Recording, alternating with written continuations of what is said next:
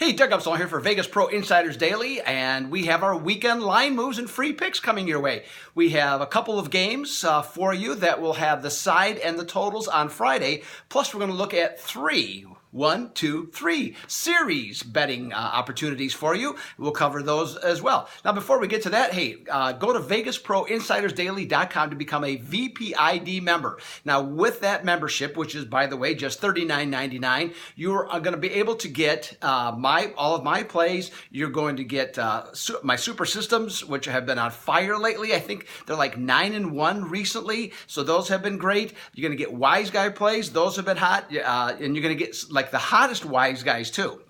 Whatever that I follow, I have those. You can get their picks. They're all by name. They're all part of a group that I'm loosely associated with. So you can get all of that information. Or what you can do is you can go to and get the bigger package, which is the Inner Circle package, and there you're going to get the picks of not only everything I just said, but Tony George, Sean Higgs, Kyle Hunter, and Jim Max plays also. And I just released today a special discount where you're going to get a $25 rebate if you sign up, and directly from me, $25 rebate right back to you.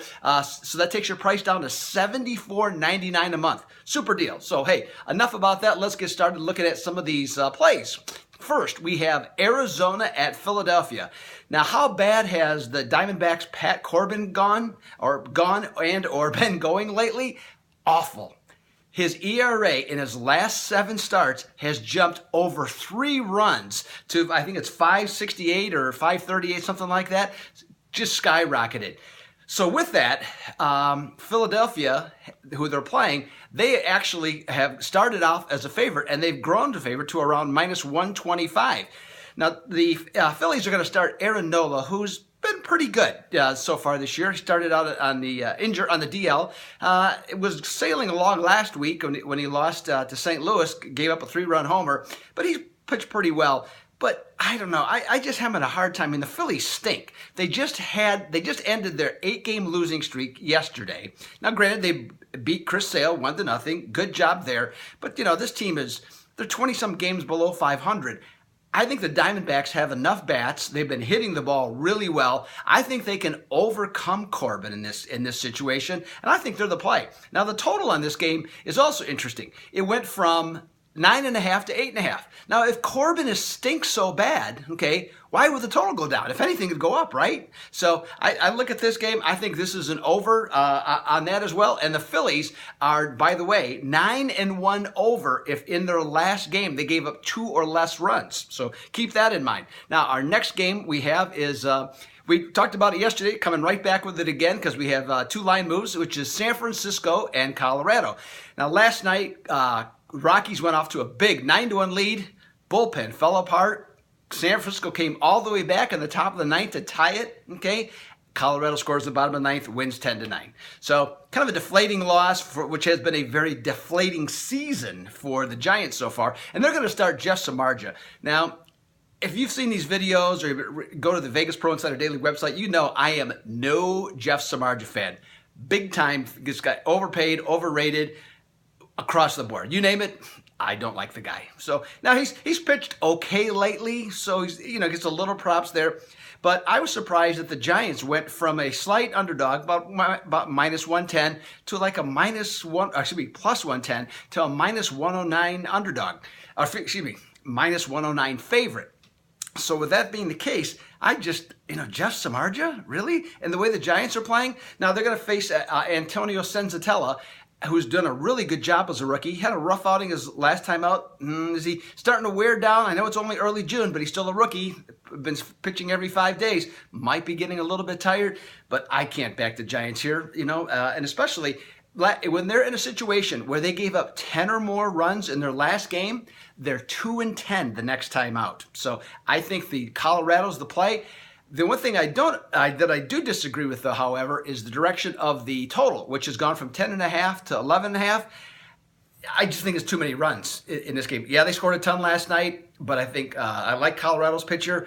Samardzija, as I said, he's not been horrible. Not great against the Rockies, certainly, but he hasn't been horrible. I think this is going to be like a 6-4 game, okay, somewhere's in there, 6-3, something like that. So Colorado and under for me. Now, let's look at some series betting. First one we're going to talk about is St. Louis and Baltimore. I looked at this. Baltimore's a slight favorite, -115. But when I look at what Colorado or what St. Louis is going to put out there for pitching in order, Carlos Martinez, Adam Wainwright, and Lance Lynn are going to go up against Kevin Gossman, Wade Miley, and Alec Asher.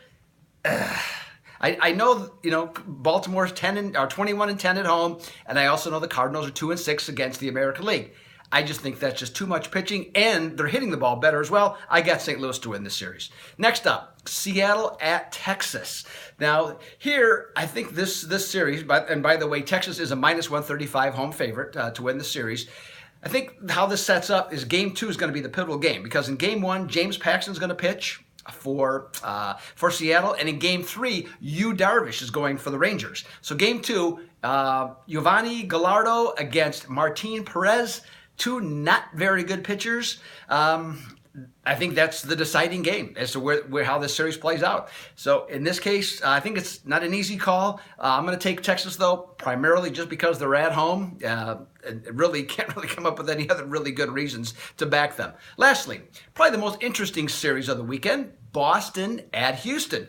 Now, the Astros have lost 6 of their last 9 games, mostly due to the fact that their starting pitchers have had some injuries in their rotation. Now, in this series, in 2 of the 3 games, they'll have a couple of their regular guys. Mike Fiers will go in Game 1, and then, I'm drawing a blank on the name. Joe Musgrove, that's what it is. I'm sorry, my apologies. Joe Musgrove will go on this ESPN Sunday night game. So that's 2 of their guys that are in the regular rotation. Boston will counter with Drew Pomeranz in the first game. Houston's a slight favorite. Close game for sure on that one. And in Game 3, David Price will pitch. And, of course, we're still waiting to see the David Price that we saw before he put on a Boston Red Sox uniform. So if we get to any of that, again, I think that's pretty tough game to determine. The middle game, struggling Rick Porcello against David Paulino. Again, not an easy call on that one. So I'm going to take Houston. I think that, not an overwhelming choice. I think they're playing at home. I know they've had some struggles, but I think with more of their regular rotation, I think there's enough hitting, and I think that's really going to be the key to the series is going to be the bats. Okay, whatever team can get out there and do some damage, I think is going to win the series. And along with this, so that's why I like Houston playing at home. The other thing I like in this series is that in the last 13 games between these teams, the over is 10-3. I see at least 2 overs in this particular series, maybe even get 3. So, hey, that's what I got for this weekend. Those are all the free picks. Doug Upstone for Vegas Pro Insiders Daily. Think about what I said at the top, okay? Go to Vegas Pro Insiders, see if there's something there that appeals to you, either $39.99 a month or possibly the special deal with all the cappers at $74.99 a month. I appreciate it. Have a great weekend and have a great Father's Day. I know I will, certainly. Thank you.